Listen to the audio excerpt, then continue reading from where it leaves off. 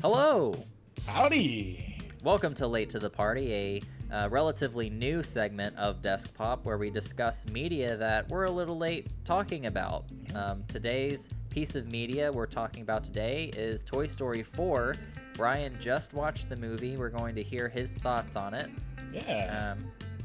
And the floor is yours, Bryan. What are your thoughts on Toy Story 4? Okay, first thought, I did not think the major plot point for the beginning of the movie would be organ harvesting.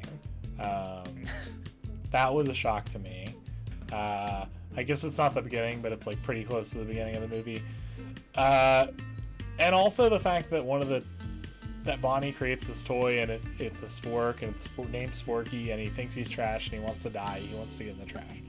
Like, okay. Wait, is it Sporky or Forky? Forky. Is it Forky? I don't remember. Yeah, I think it's a Forky. You're right. It's Forky. He is a spork, but yes, it's Forky. Yeah. So immediately identifying with millennials and Gen Z, self-deprecating humor. We all think we're trash. Am I trash?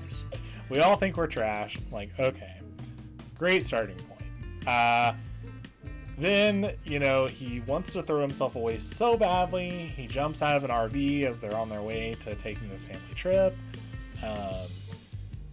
And Woody goes to save him. This fucking creepy ass Gabby doll and her fucking 10 mannequins from the fucking... That's just a tradition in Toy Story. They always need to have like an over-the-top terrifying villain. Yes, and I will say... Toy Story 3, we had the terrifying monkey thing. Well, 3 was really Lotso the bear. And the baby. Yeah, his henchmen were those creepy ones. And the second one was the miner guy. And the first one was Sid, I guess. Sid?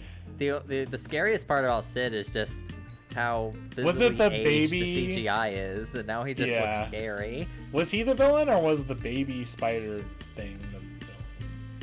No, it was just a toy that wanted to be played with. Yeah, that one was just scary. I think the villain in Toy Story 1 is probably Buzz.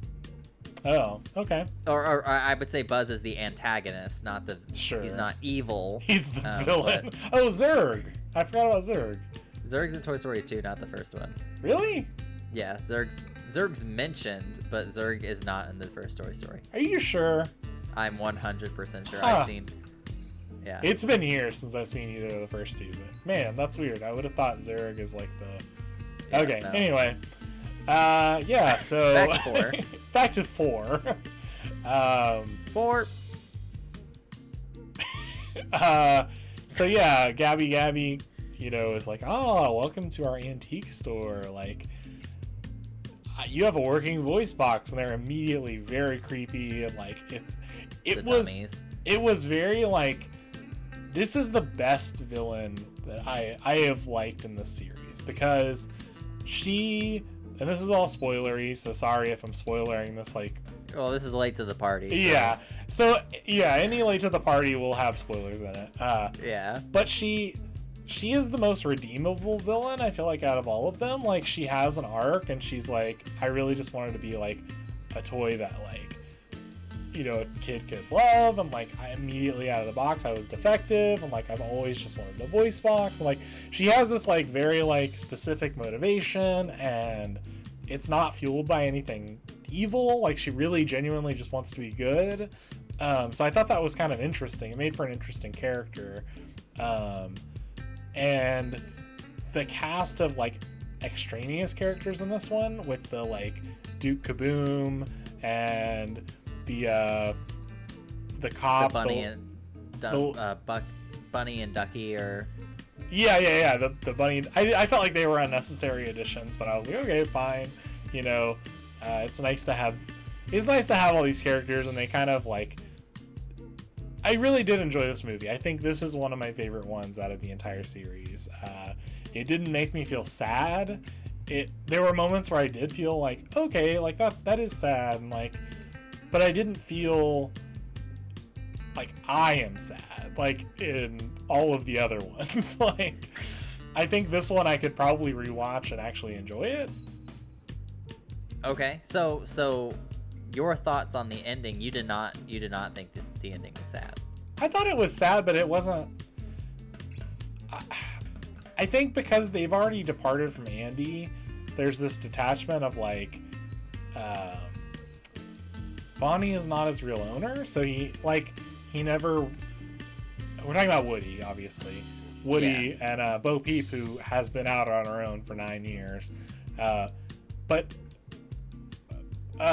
Woody was never really Bonnie's. Like, she didn't play with him, and like the saddest part to me is that he's not going to be with his friends anymore. Like, he's not going to be with them, but even that was fine because he's making the choice to stay with Bo Peep. Like, he's going to live a better life. So I don't know. I think the only way it might be sad is if they're going to make a Toy Story 5 and how they would decide to do what characters, and like, does it follow Woody or does it follow Buzz? Yeah, I don't know. I feel like it would follow the main cast of characters, right? Like, it wouldn't follow the one character that defected from the group. That would be so weird. Everyone comes back except Woody. Like, I'm sure he would be there in some. What kind of weird scenario would they have to come up with for Woody to come back? Yeah, I'm sure it would be some sort of like, That's interesting. But yeah, I don't know. This is the only one I think I could watch again because it didn't make me feel bad. It didn't make me feel like I'm a shitty person, or man, I'm watching like this relationship get ripped apart, or I don't know. I just have this overwhelming sense of sadness when I think of the first, or when I think of 2 and 3 specifically. 1 doesn't make me feel sad. I think when I think about it, it's just been so long since I've seen it. Yeah. So what would your final ranking be now that you've seen all 4 of the Toy Story films? Okay.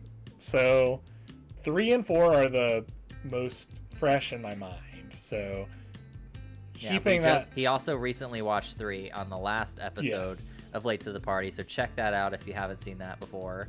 Yes. Anyway. I would say probably 1 and 4 are probably vying for the first slot. For number 1. I don't know if it's like 2-way tie for number 1. Yeah, I don't know if the first movie gets it because it's the original and like the most simple plot, or if this one gets it because it's one of the more complex plots, but it does it very well and there's a lot of good motivation from all the characters. I would say 1 and 4 maybe are tied at the top. If I had to choose, maybe I would say I would rewatch 4. I maybe wouldn't rewatch 1 as much. So 4, 1, then I would put 3, and then I would put 2. 2 is my least favorite. 2. I think maybe because I have memories of being a child in daycare and like watching Toy Story 2, and it's already a sad movie, and like I don't like it. Yeah, I think I'd say 4, 3, 1, 2. 4, 3, 1, 2. Okay. Yeah, and that doesn't mean that I don't like 2. It just means I like the other movies better. But yeah, I really liked 4. I think the lesson in 4 is something that isn't explored a lot in movies like this. The whole like, oh, you strain yourself in helping others all the time. Sometimes you have to practice self-love, and you have to do things that are good for you sometimes before you can think of other people.